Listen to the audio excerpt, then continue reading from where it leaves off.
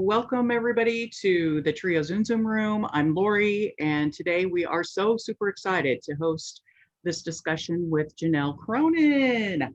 I will introduce her in a minute, and then we'll just go ahead and get started. But I just wanted to let you know that if you had any questions or you want to join the discussion with some comments, please feel free to do that. We hope that this presentation tonight will be super informal and include some student conversation. So if you just want to raise your hand or use a reaction button or type something in the chat, then we will do our best to bring you into our conversation tonight. So Janelle Cronin is in the Haskell house tonight. Yay! So Janelle is an enrolled member of the Navajo Nation from Gallup, New Mexico. She earned a Bachelor of Science degree in Natural Science at Haskell in 2015, and she graduated with honors. Of course, I'm drawing a complete blank on how to pronounce cum laude. Cum laude, that's a big deal. So also during her time at Haskell, she was a student athlete. She played volleyball and softball, and she also served as the president of the OK Hall dorm. She was the president of the Haskell softball club. She also worked on campus at Jim Thorpe Fitness Center. And she also worked as an English tutor at the Haskell Student Success Center. So also during her time as a student, she was in various internships as a student researcher. She was a HERS intern, which is the Haskell Environmental Research Studies program. She was also a Haskell Research Initiative for Scientific Advancement program intern, which is better known as the RISE program, and also the American Indian Health Research Education Alliance and the Center for American Indian Community Health at KU Med Center. So Janelle was also a Sloan Indigenous Graduate Program Scholar, which is a really big deal. The Sloan program is super, super, super good.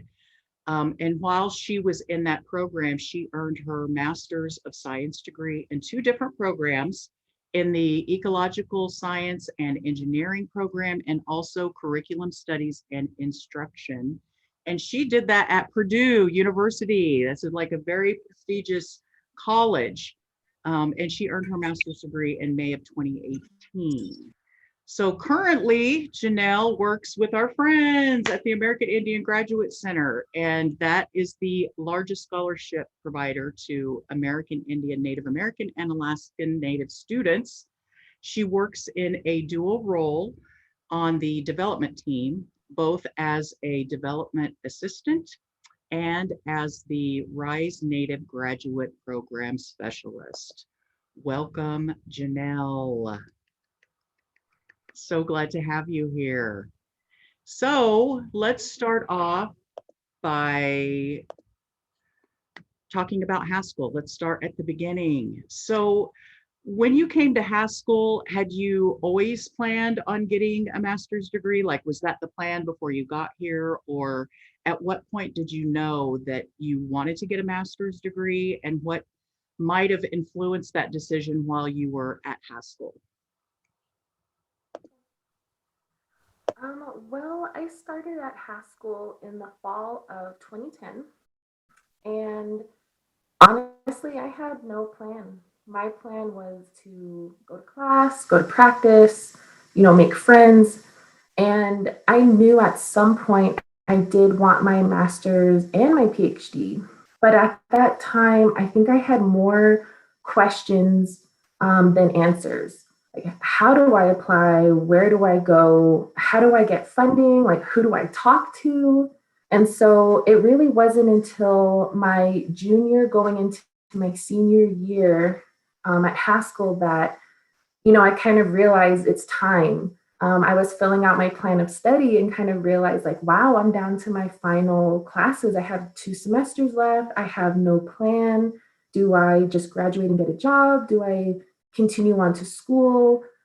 So I was in this like really weird place, and a part of me was like, as long as I get my bachelor's, I'm okay. And so this turning point that you're talking about wasn't this one singular moment. It was actually a series of events, as well as like many individuals who really helped me get to where I am today.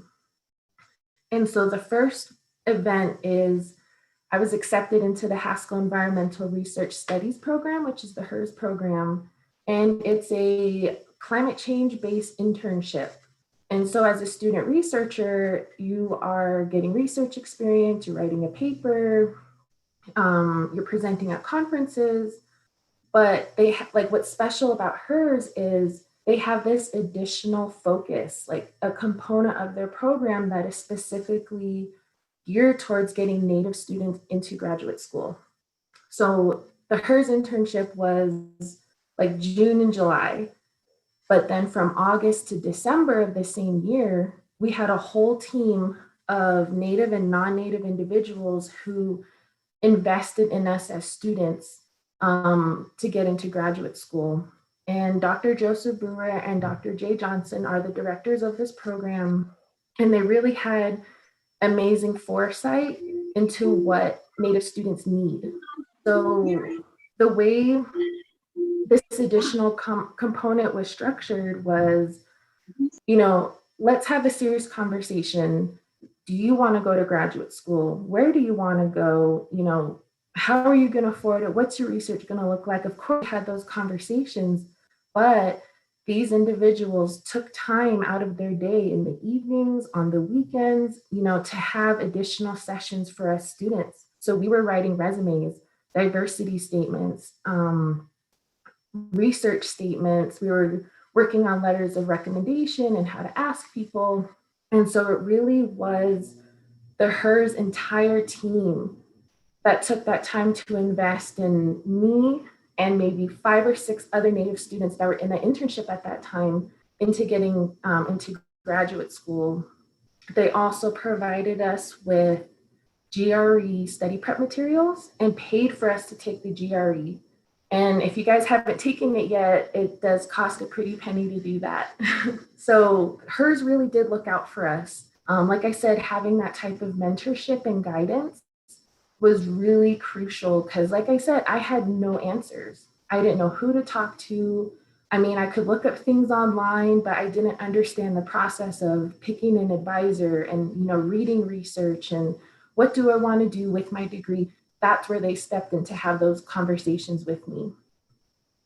The other part of this, so during August through December, right, I'm taking this additional course of HERS, I'm learning about graduate school. I was also a student at Haskell.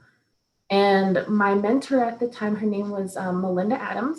She was hosting an environmental seminar course where she just invited community members and different leaders, to come in and just talk. And she started inviting recruiters.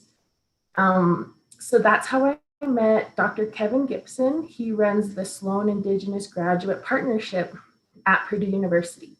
He came to Haskell, stood in the classroom, pitched Purdue, this is the campus, this is the funding we have available. If you're interested, come to my dinner tonight. I just remember leaving that class kind of like, Purdue's out of my reach. I don't think I can do it. I don't think I can cut it. It sounds prestigious and it sounds hard. Like I was just kind of doubting myself. And Melinda actually stopped me before I left the classroom and asked me, hey, are you coming to dinner with us? And I was like, no, I don't think I'm going to graduate school.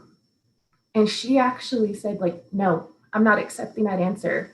I see too much potential in you to let you pass up this opportunity. So just come to dinner. That's all. Just come and listen to what he has to say. And before I knew it, I was at the dinner meeting Kevin, and I actually continued to meet Kevin every month. He came down to Lawrence just to meet with Melinda and talk research, and she worked for him at Purdue.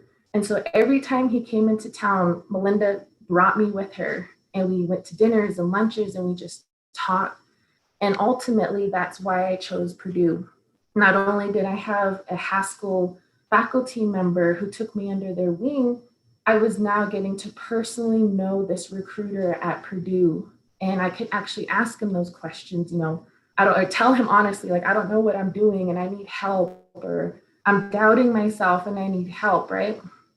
So when I look back on that, it really was those individuals between my junior and my senior year that, like I said, saw the potential in me and didn't let me just let this opportunity go. And I'll always be thankful and grateful for, like, to them. To this day, I still email a lot of those people, letting them know, like, hey, I'm speaking at Haskell tonight. Or, hey, you know, I'm looking into PhD programs. What do you think? So I really did build some lifelong mentors throughout that process. That's awesome. So what I'm hearing you say that is kind of important to point out is that it's really important to take advantage of the mentors that are available at Haskell. So who, just, you know, use your reaction button or just raise your hand. Is there anybody that's thinking that they might be thinking about going into a grad program after Haskell? Okay, there's at least a couple. 3, 4, 5. Yes, that's great. That's awesome. 6. Okay, that's great. That's really, really good to see. 7. So I know before there was a little bit of hesitation there, right? And so as Janelle talked about, there's always that little bit of self-doubt that little voice that you have in the back of your mind. But as Janelle said, she connected with some mentors here. So who do you know at Haskell that has gotten a master's degree? Anybody?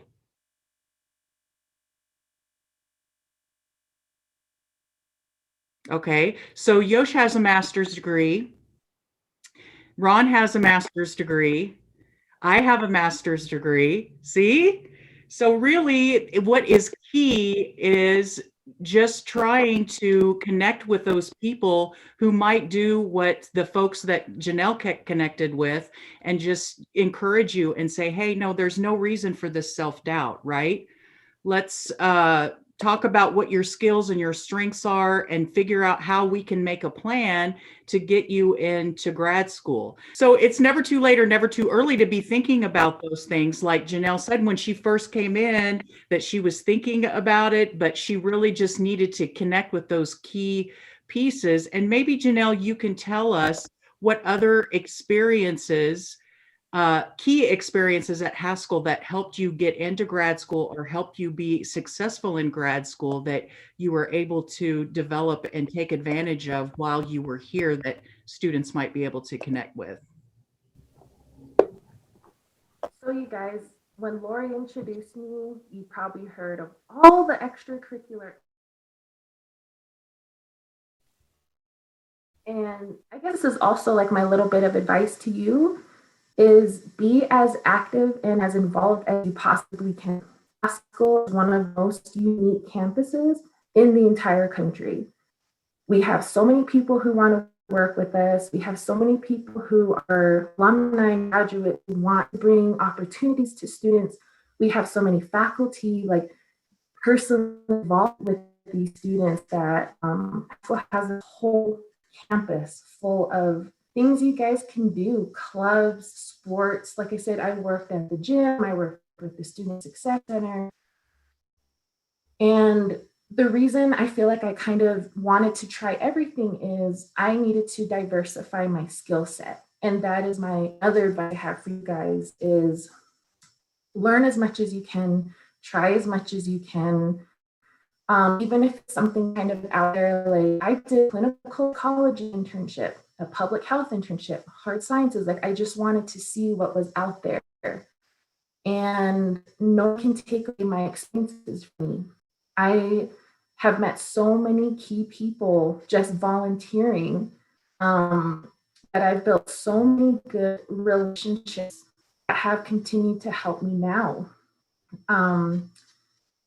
So I think that's one part of it. And the other part of it, for as far as experiences, is some of the honest and hard conversations people have with me at Haskell. So I mentioned that Melinda Adams was my mentor at that time. as soon as I got my Purdue acceptance letter, she pulled me into her office to have this just one-on-one conversation with me.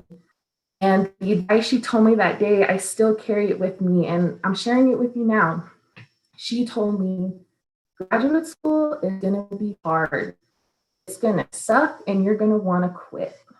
And she didn't tell me this to discourage me. She was telling me this so that I would be mentally, emotionally, spiritually prepared to go to Purdue. I grew up in Gallup. I grew up where there was still a high Native population. Then I went to college at Haskell, where it's all Native. So this was my first experience going to a non-Native space, going primarily white institution. And I'd never been to Indiana. I just assumed Purdue was just this building in the middle of a cornfield, right? And so she had those conversations with me. My teachers did, people who spoke at our graduations. Everybody kept telling us, like, look, you guys, when you leave Haskell, you're gonna experience things like racism, or you're gonna have a lot of expectations and assumptions made about you and stereotypes. How are you gonna deal with it? And so it's those type of conversations that I really held on to, that strengthened me and prepared me for graduate school.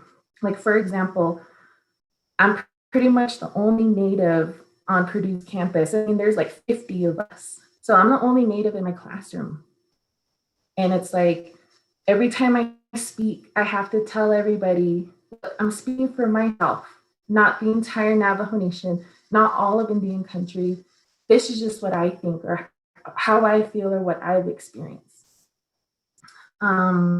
She also told me, look, being the only Native in these spaces means they're going to ask a lot of you. A diversity panel is going to come up. They're going to want you to speak.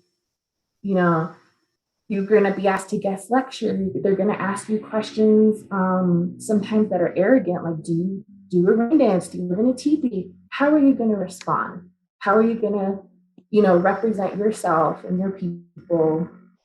And also taught me, it's okay to say no, that I have to protect myself. I can't spread myself too thin, saying yes to everything, everyone, and to kind of, pick presentations where I'm safe. I was going to a place where there are no Native people in that area. There's no reservations nearby. It's a very, very white space. And so she said, you need to get comfortable saying no. And also, it's okay if you struggle. It's okay to ask for help. And I think later I'll share a little bit more about that. But it really is those kind of conversations, like I said, being active on campus, but I had elders and teachers and all these people coming to me, trying to help me before I left Haskell, trying to just prepare me for what I was about to experience. And honestly, that's what got me through graduate school. It was no surprise. It was all in my face, and I was ready for it. That's so awesome. It's so comforting, I think, to know, and I don't know how the students feel, but it's so comforting to know that they're in a good place and that there's a lot of support here, that people will rally around them and say all those hard conversations and talk to students about what they need to do and what to expect, and how to prepare. So, I mean, did anybody find that conversation kind of terrifying? Like, I mean, when you think in terms of going to grad school, are there things or elements of that that you find really, really scary? Anybody? Yeah. It's kind of a scary thing because there's so many things that you think about, like, am I prepared? What am I going to expect? Am I even going to be able to get in? So maybe Janelle, you could tell us some of the things that you were concerned about. Like, what was the main thing that you were concerned about that turned out to be not as bad as you thought it was? I have a list, and I have things on my list. The first one is money, then finding friends, and failing. And so the first one, money. I mean, yes, I was worried about funding. Like, how am I going to pay for school? And it's so expensive, and I'm going out of state. What am I going to do? But then there was this other part of it of like, oh my gosh, how do I move myself from my dorm room at Haskell to Indiana to an apartment that I have to put a deposit down. I have to move, by myself. And my family wasn't in a financial position to help me.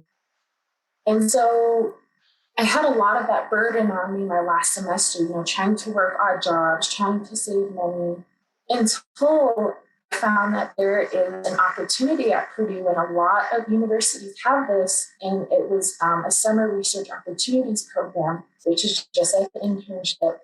So yes, I did, the research, the poster, got to work with my advisor, but I was getting paid.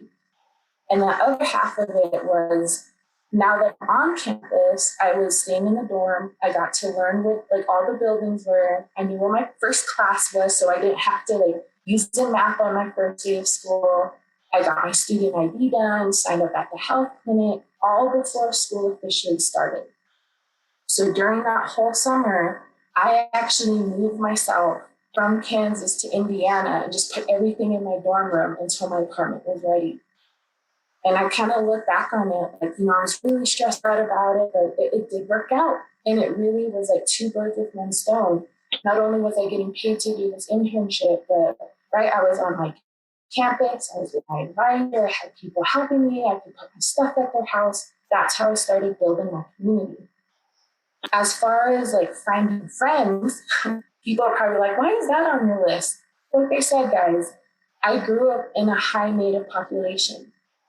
I went to school with natives. I passed school, went to school with more natives. And this was my first time making like non-native friends, like legitimately. And I wasn't in a comfort zone. I wasn't with people who understood my jokes or, who could resonate with me, or, they weren't coming from so far away. A lot of them are in-state people. And so that's also how the internship helped me. Was I was with other graduate students. We were all brand new. And many of them are still my friends today, because my first time, like, I actually had a Navajo girl in my internship with me. And we're still best friends to this day, right? Like, of course, we like linked up, like, oh my gosh, I know someone, hey, what's your clan? Where are you from, right? And so I don't know why I put so much, pressure on myself to make friends. And I think, like I said, I just wanted to be accepted and have a community of people to help me, because that's what I had at high school, and that's what I had at home. And that's something I very much valued, because I knew I could not do this alone. I knew that there would be days where I needed help. Or, for example, I was in a car accident while I was a graduate student, and being in an ambulance on the way to the hospital, it kind of hit me like, I have no family here. And that's what made me just sob. It was just like, my mom can't be here, my dad can't be here. And of all people, my friend Nicole, the Navajo I met at my internship, came, and she picked me up and she brought me home and she got me groceries. She made sure I got to class. And see, it's like that community, that friendship. Like, I'll forever be grateful for her too, because in that moment I needed help, and I had somebody to help me. Not just her, I had a whole community of people that came to help me. And so for that last part, failing, that is something, how do I say this? As soon as I got my Purdue acceptance letter, I was scared to fail. Like, yes, I was so excited to be there, but then a part of me was like, what if I can't do it? Like, what if it's too hard? Or what if I can't cut it? What if like my research is dumb and they don't like it, right? Like, I had all these things in my head. And so I started school. And right away, I started comparing myself to my peers. I was in an ecology class, just a prereq that everyone had to take. And one of my friends that did the summer internship with me, we're in this class together, and she's like, girl, this class is so easy. I learned all of this in high school. And here I was, a Native woman sitting there with a bachelor's degree, and I had never heard some of those concepts before. And so I was just sitting there like, is it me? Like, yeah, like, am I dumb? Like, what's going on? Like, how come I don't know this? Or how come this is the first time I'm hearing it? Here they are getting A's and here I am getting C's. And so I started internalizing it. And I was like, something's wrong with me. And so now I'm working on my research and I wanted to look at water and toxicology. And two of my Navajo clans are water clans. So in my paper, I write about my clans and the importance to me. And my advisor was like, why are you doing that? This is fluff, take it out. Don't do that, it's silly. And oh, I got so hurt. And I was like, so my identity and my culture is silly. It doesn't matter with my research. So then I was like, all right, it's me. I don't fit in here. They don't understand me. And so you guys, after 1 year, I almost quit. I went to my recruiter's office, Dr. Kevin Gibson, crying, sat down with him and said, I'm leaving Purdue. I'm quitting. This is hard. I went from being an A student to now struggling. And I don't know what it is. And yeah, I can't talk to my advisor because she doesn't understand. And she doesn't even understand why I write the way that I do. I'm leaving. And luckily for me, Kevin once again said, hell no. Girl, you're in the wrong place. That's it. We'll find you a new advisor. You'll be in a new department. You can change your research. Just don't quit. So through my tears, I'm like, oh my gosh, it's just going to be the same. But he was right. I was in the wrong place, doing the wrong thing with the wrong people. It happens. And that's something I had to learn later was it happens to people. And so I actually switched from the forestry department to curriculum and instruction under the education realm. I went from getting C's to getting A's. I went from being the quiet person in the back of the room to now leading the discussion. And people ask me, what do you think? Can you lead the next class? My advisor is a Native woman. Like, wow, I won the lottery, guys. Like, oh my gosh. And so that's really what happened. And how would I have known, right? Like, I really do look back on my journey and it's like, I had to be pushed. I had to get out of my comfort zone. I had to experience imposter syndrome. I had to feel like I was failing and struggling to see who was with me. Of course, my parents were with me, but it also took Kevin, who, like I said, I met him as a recruiter, and we're still friends to this day because he personally invested in me. So it's not a paycheck, it's not just my job, but I want to see you succeed, so don't leave. And so I share that with you guys. Not many people know that. People look at my resume, people look at, oh my gosh, you do all these things, but they don't know that like it was hard. Like I said, I almost quit. I was right there in the office, just ready to give it all up. But we're resilient people. And it even took a non-native person to remind me that. Don't quit. Just try something else. Move somewhere else. Try it with a new department, a new advisor. And here I am with a master's degree. And that was so empowering to me because, like I said, I had to see myself failing, or I had to see myself in this vulnerable position. Because, like I said, I went from excelling A's in classes and all these things to being on the opposite end. Like, wow, this is so competitive. And that's how graduate school is. It's so competitive. Oh, what's your research? Oh, I'm not saying like I got this fellowship or I'm going to go work here. Like people are like that out there. They're not humble. And so I think that's why I share that story with you guys is you're going to experience it. And maybe that's why you're feeling that now. You're already feeling the imposter syndrome of, I don't know if I can go, or I don't know if I'm going to cut it. But you really do have to look at yourself and your strengths. I come from a matriarchal society where all the women, generation after generation, have been strengthening me. And I couldn't quit. I have too many people depending on me to succeed. Not just my family, but my community, my high school community. I have this whole network of people who invested their time in me for years that I couldn't quit.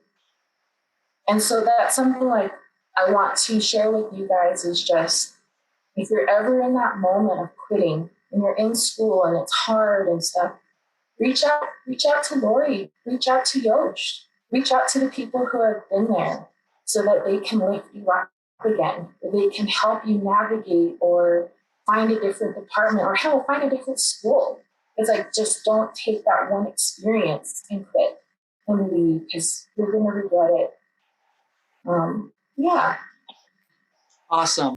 Well, I think that you brought up some really good points, especially for those on the in the room who may not be thinking about grad school because of some of these reasons that we've discussed about fear or being the only native or not having a support system or figuring out the whole system and how to get through it.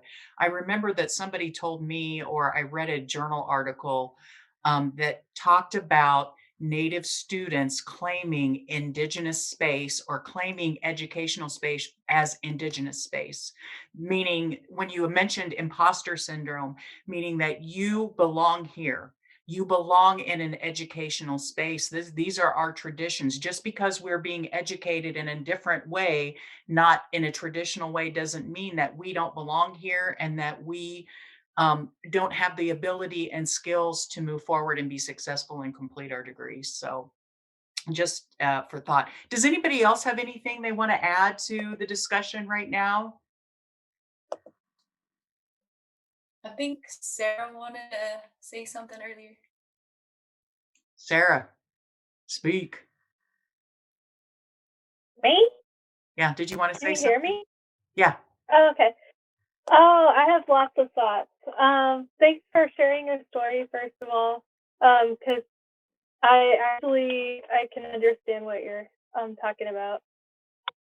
A lot of times I have imposter syndrome just being like at school as a single parent. I'm like, is it worth it? Should I still be here doing this? And I have kind of the same fears about like going further. Is it going to be worth my time and money to do more school when I'm already like, I'm done? Anyways, did you have any like friends, or did you know of any folks who were like single parents who were in grad school? Yes.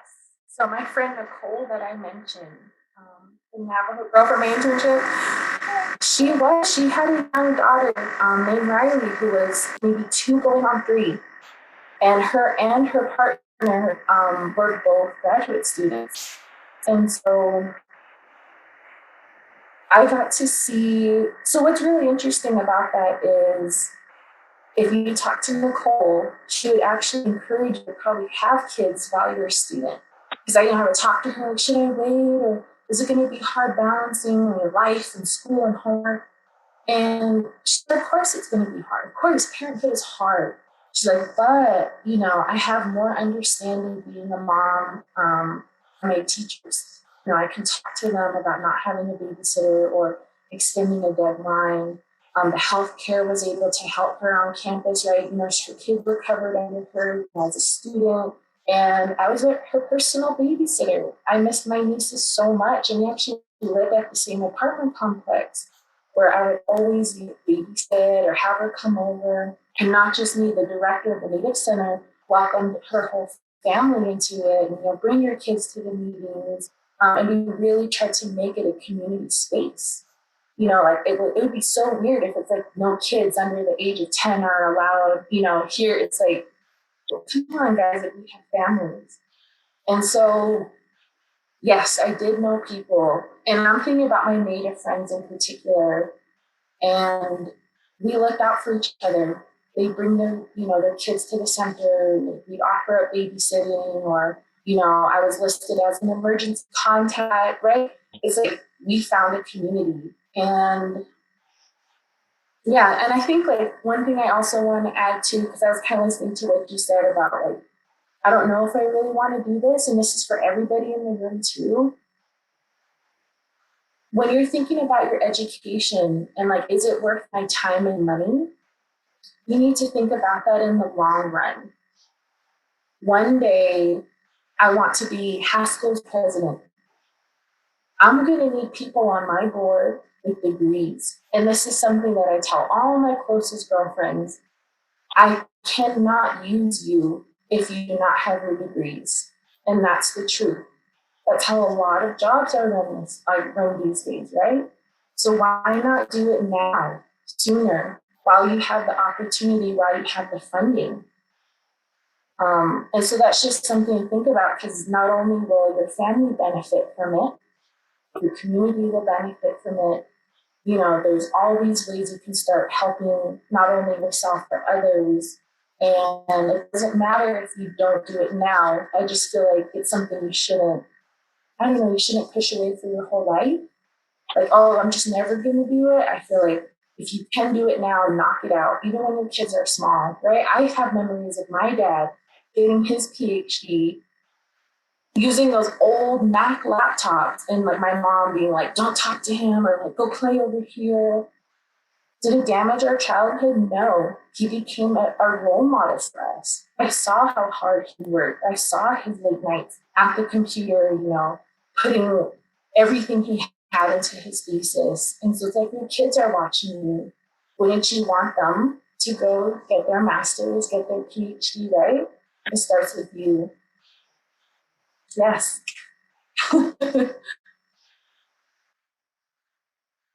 Yes, snaps. That's a great point. Your kids are watching, right? And everybody else at Haskell that will come after you will also be watching. And then you'll be sitting in Janelle's seat, and you'll be telling everybody Yes. how you got through grad school with a kid, right?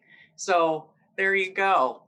Does anybody else have any comments real quick? I know Janelle has some other things that she wants to present to us about some opportunities that the American Indian Graduate Center has for us. Okay, go ahead, Janelle. Well, I'm like a Go ahead. oh yeah, sorry. I'm like a junior and I was just wondering, how did you know what graduate school to choose from? Ooh, that's a great question. So internships helped a lot. So I kind of thought to myself, like, ooh, like Hawaii. Who would want to live in Hawaii, right? Alaska. You know, I just started kind of picking places that I could live. But then the reality set in where I was like, can I afford Hawaii? Like, it's really expensive. And then, you know, my family, can I fly there? How am I going to get home for the holidays? So that's kind of was my approach. Where could I live? Where's the dream places I want to live, or even the dream schools that I want to attend? And then I started realistically thinking about it, like, can I drive through snow? Yeah. Can I afford a plane ticket home from here? Where's the closest airport? All those things meant something to me because I wanted the ability to fly home or have my family come to me. Geographically, Indiana's really not the ideal place to pick, but I was close to the Great Lakes region. I knew I could travel and I could find these really cool things. And so, like I said, internships are a good one because they actually put you on campus, right? And you can figure it out. Like, can I deal with this? Do I like the campus community, the climate? What does it look like? Because some people fantasize like, oh, I want to live in New York City. And then, right, the reality set in of the cost of living, how many jobs, and, you know, transportation. So it's important to take all those factors into consideration. And yes, of course, research, right? Do the universities have research programs or interests that you have, and are the faculty there? So there's levels to how you pick schools. Like I said, I started geographically, then I started applying it to my personal life, and then I started looking at funding and, you know, how many Native faculty do they have? Is there even a Native center? Are there Native students? To kind of help me with my decision. And honestly, it really is because of the Sloan partnership as to why I chose Indiana, because I was accepted at the KU Medical Center as well as University of Arizona, which is really close to home. But financially, I couldn't make either of those work. And so that's honestly why I chose Purdue. It's a prestigious school, but I had to take my family into consideration and how there's even ceremonies I wanted to be part of and feast days that I had to be back at. So I knew exactly how long it would take me from Purdue to get to the airport. I made sure the whole town, when I went to visit, had a Walmart, because like I said, I thought Purdue was in the middle of a cornfield, guys. And I was like, what am I going to do? Like, how am I going to get around? So visiting is also important. I hope that helps. Yes, great points, great points. I know when I was at Haskell and I was in one of Dr. Wildcat's classes, he was guest teaching at Dartmouth, and I had my mindset that I was going to apply to Dartmouth because I had a Haskell dean tell me don't ever exclude Ivy League schools because they have funding that they don't advertise specifically for different demographics of students. So, but after that class, when I was asking him questions, he's like, this is out in the middle of nowhere and it snows constantly. So if you really want to be a shut-in and it's not like Lawrence, you can't go downtown and get a pizza. You need to really think about that. So those are some great points. Jared, did you have something that you wanted to talk about? Just a quick note to Janelle. So Indiana is my tribal homelands, and Oxford, Ohio is a university that my tribe has a partnership with the Miyamyaki Center. And if you're out there needing Native resources, I'm sure the Miyamyaki Center would love to visit. I think it's just like a little under 3 hours away from Purdue.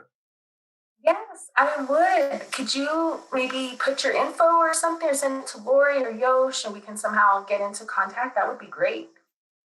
Yeah, I think it's like a cool model because the school used to have a Redskins mascot and they worked with the tribe years and years ago to become the Red Hawks. And so there's a whole research center developed just working directly with our tribal community. And that'd be cool if Purdue ever modeled that. Yes, so I know they're currently working on, I don't know, like a land acknowledgement and they're kind of making the effort, but the Midwest, you kind of know the area. But that'd be like a great little native haven, maybe. Yes, for sure. Thank you. Awesome. Yeah, Jared, get us that information and we'll make sure that Janelle gets it. So Janelle, you have some things to share with us about your programs. You want to go ahead and share that with us? I think you should be able to go ahead and share the screen. There was a question on the chat. So okay. I was going to answer that one first. Yes, I have to do a lot of Zooms too. So I was like monitoring the chat. Okay, so the question is, how long did it take you to complete the GRE prep and when should I start and who do I ask for this? So I do know, well, when I was a student there, the Haskell Student Success Center offered help. So I see Yo shaking her head, so I think they still do offer that. But I do know I got my support through the HERS program. They gave me these giant books for GRE study. And they provided funding for me to actually go and take it. So if you have time, I highly recommend checking out HERS. Definitely check out the Student Success Center because I know they have it. I'm not sure if Trio has anything, but I started studying pretty much from August through December because that's like kind of when I received my materials and I tested in December. If you have time, like you're a junior, try to take the test multiple times. I know that might be a cost factor, but there are opportunities out there that can help you. And I actually do have another resource. So I work for the Rising Native Graduates Program at American Indian Graduate Center. And a part of our incentive, if you do participate in the program, is we do pay for all graduate tests, not so much material like test prep material, but you to take the test. So that's another incentive. So there are incentives out there, right? There are places you can find funding, and yeah. So study, try to take it. The GRE for me was almost $200, and I have changed because I haven't taken that in probably, I think I took in like 2014, but at that time it was about $200. So yeah, We are I actually think I having answered a, that one. we're actually having a GRE prep course that we will do online. There's a person from KU. We also have some GRE prep materials that we have on a PDF that we can share a shared link with you that you can download the prep book for that. And also, I'm going to put a link to a flyer to the HERS program that we have posted on our Facebook page. That they're having an virtual information session next month that you can get in on as well. And I think the So, student guys, even if six. you're not sure, like, please go. Yeah. Oh, I was just gonna add, the Student Success Center, I believe they pay for the test. So you can actually do the prep sessions with us and get some material from us, and then also go over to the Success Center and see if they still have some vouchers for the GRE test itself. I had asked about that with student success this summer, and it sounded like the funding for that was changing. So I'm not positive that they still can, but ask, because I was interested. Yeah, Same with the LSTAT. That was a thing too. Yeah, I don't think that they have funding this semester, but that I think that they're looking forward to that to change next semester. But reach out anyway, because I know that Laura has other resources that they can direct you to that might help in that area as well. Okay, anybody else want to ask a question or discuss anything before Janelle presents some opportunities for us?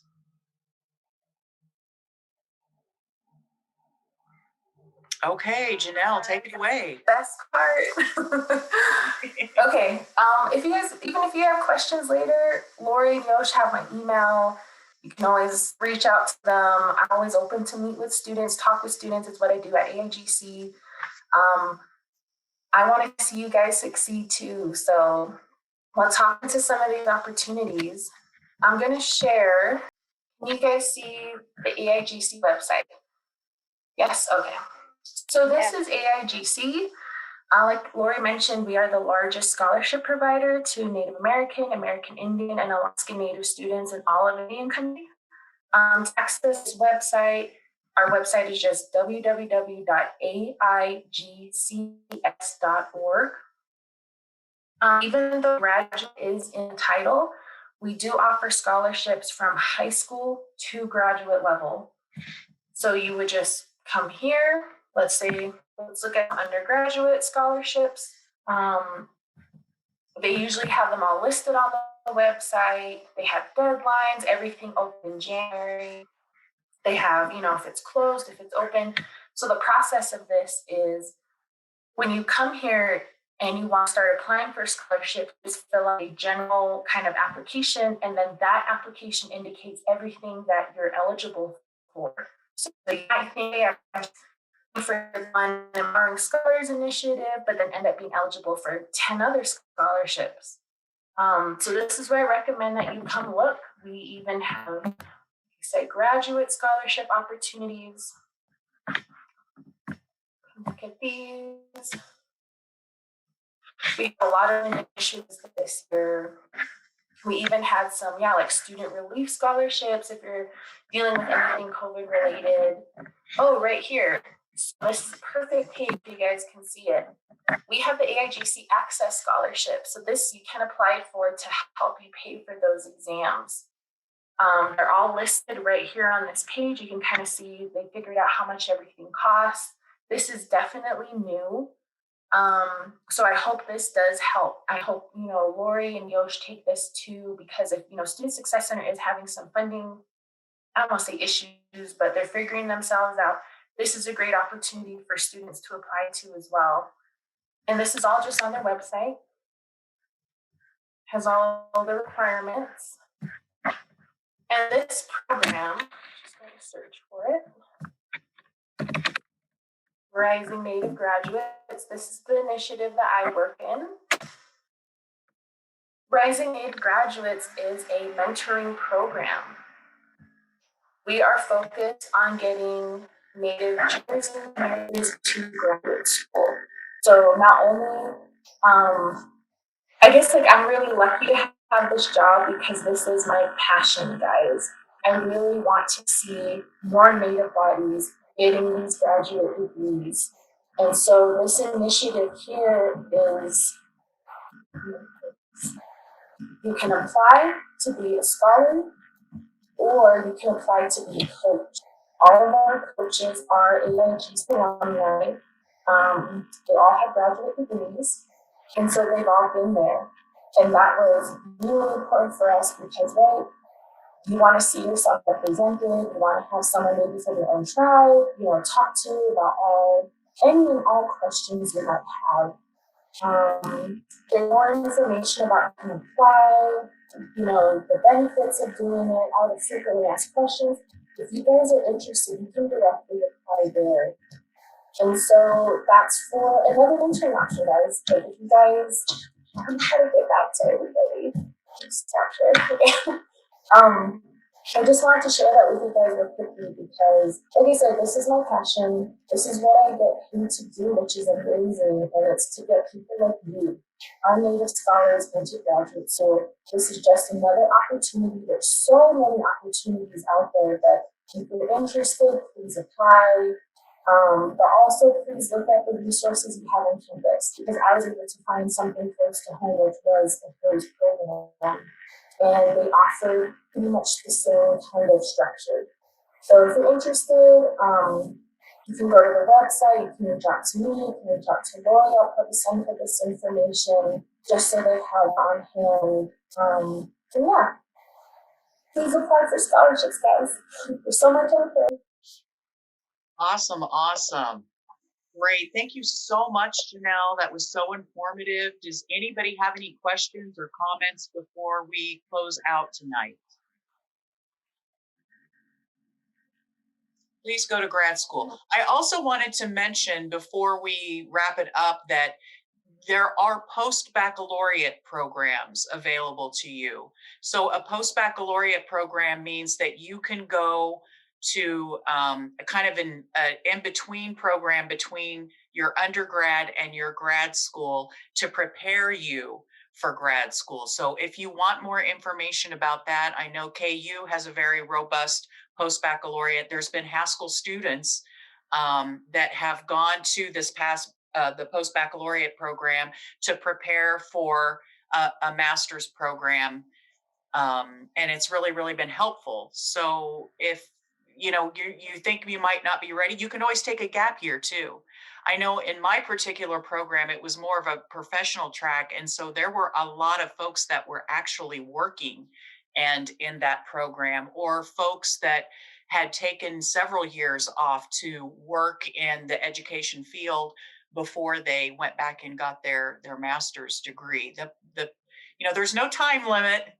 There's no time limit on, you're not in a hurry because you're not paying high tuition rates like they are at other institutions, right? So you have a little bit of time to take care of that. So just don't write it off immediately because you feel like you have all of these obstacles. There's always a path to get to where you want to be, for sure. Okay, well, if nobody has anything else, we'll conclude there. If anybody needs anything, please reach out. I put the links, I put Janelle's email in the chat, also the link to the American Indian Graduate Center, and also that Facebook link to the HERS program. I'm also a HERS scholar, and it was the best program ever. The sooner you can get into that program to prepare yourself for graduate school, the better off you're going to be. So great. Janelle, thank you so much for coming and taking the time to share your experience with our students. Everybody really appreciates it. It was such a great talk. Thank you so much. And thank you all to the students for coming. I know you guys have been through some struggles. Before everybody signed on, we were talking among ourselves and talking about some of the struggles that we're going through right now. You can do it. Stay strong, hang in there, and let us know if you need anything. All right?